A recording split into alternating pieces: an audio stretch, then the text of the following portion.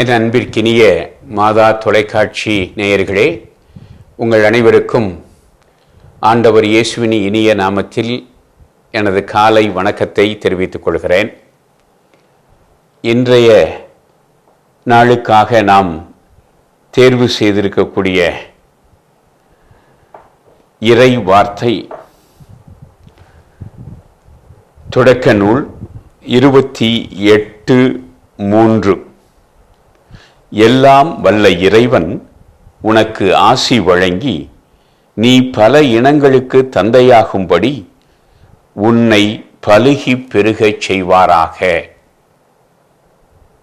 என்பதாகும்.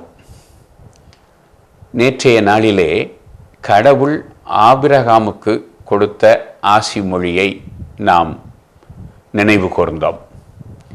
இன்றைய நாளில் ஆபிரகாமினுடைய மகன் ஈசாக்கு அவருடைய மகன் யாக்கோபுக்கு கொடுத்த ஆசி மொழியை வாசிக்க கேட்டோம்.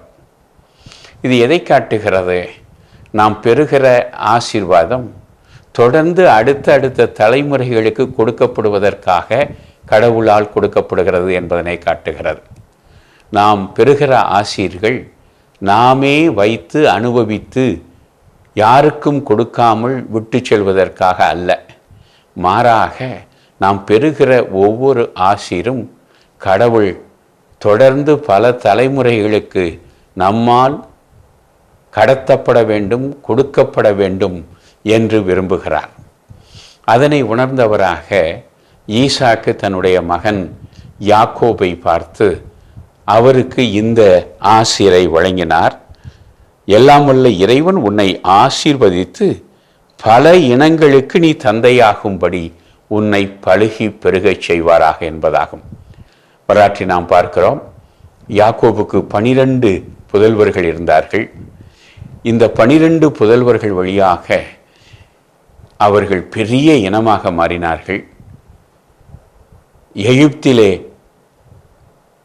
பார்வோனும் அவனுடைய மக்களும் பயப்படுகிற அளவிற்கு அவர்கள் பெரிய இனமாக மாறினார்கள். எனவே பலுகி பெருகுவது இது கடவுளுடைய ஆசீர். இதனை யாக்கோபுக்கு அவருடைய தந்தை ஈசாக்கு கொடுத்தார். நாமும் இத்தகைய ஆசீருக்கு சொந்தக்காரர்களாக மாற வேண்டும். கடவுள் நாம் பெறுகிற ஆசீர் அனைவருக்கும் உரியதாக இருக்க வேண்டும் என்று விரும்புகிறார். எனவே மாதா தொலைக்காட்சி நேயர்கள் அனைவரும் அவர்களுடைய இனம் பெருக வேண்டும், அவர்களுக்கு சந்ததிகள் கிடைக்க வேண்டும், நன்மக்களாக அவர்கள் இருக்க வேண்டும். எப்படி கடவுள் அவர்களை ஆசீர்வதிக்க வேண்டும் என்று உங்களுக்காகவும் பிறருக்காகவும் மன்றாடுவோமாக. இறைவா, ஈசாக்கு வழியாக யாக்கோபுக்கு நீர் கொடுத்த ஆசீர் பலுகி பெருகுவது என்பதாகும். அந்த ஆசீர் வரலாற்றில் நிலைத்து நின்றது. 12 மக்கள் வழியாக நீர் யாக்கோபை ஆசீர்வதித்தீர். யாக்கோபும் முதிய வயதினராக உம்மில் இணைந்தார், உம்மோடு இணைந்து கொண்டார். எனவே நாங்களும் எங்களுடைய குடும்பங்களும் சந்ததிகளும் பலுகி பெருக வேண்டும், உம்முடைய திருநாமம் அதனால் போற்றப்பட வேண்டும் என்று உம்மை தாழ்பணிந்து மன்றாடுகிறோம்.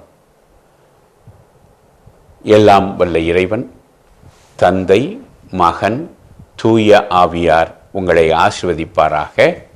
ஆமேன்.